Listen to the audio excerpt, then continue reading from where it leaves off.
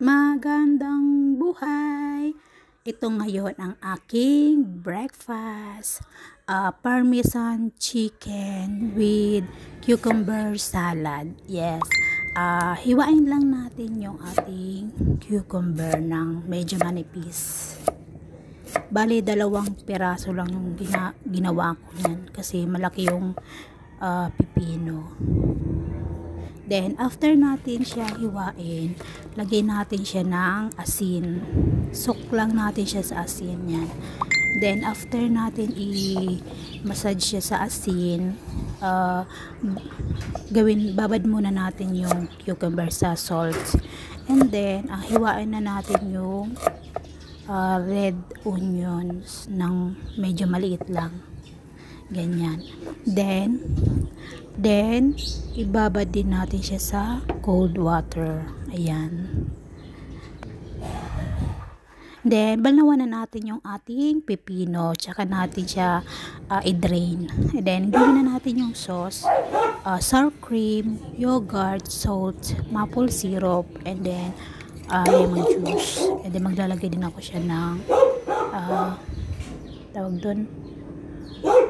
Kung may dill kayo, mas maganda yung dill. Meron ako kasi parsley. So, parsley ang ginamit ko. And then, lagay na natin yung ating pepino at saka sibuyas. Ayan. Then, okay na siya. Gawa na yung ating cucumber salad. So, gawin naman natin yung ating parmesan chicken.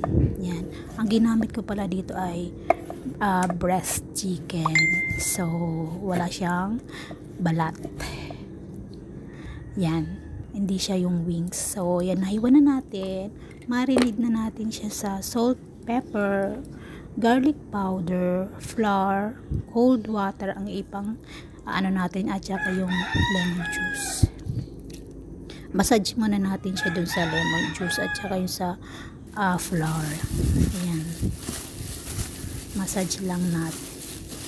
And then, after natin i-massage yung maigi, at saka natin siya lagyan ng cold water.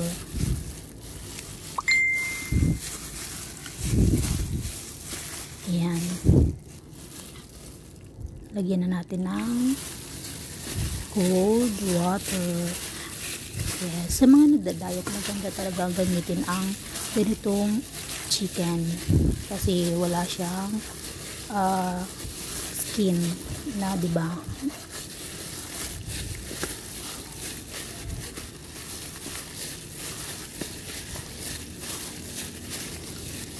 Then, after natin siya i-massage, na marinate, kuha tayo ng cornstarch. Pero mas maganda sana potato starch or cassava starch.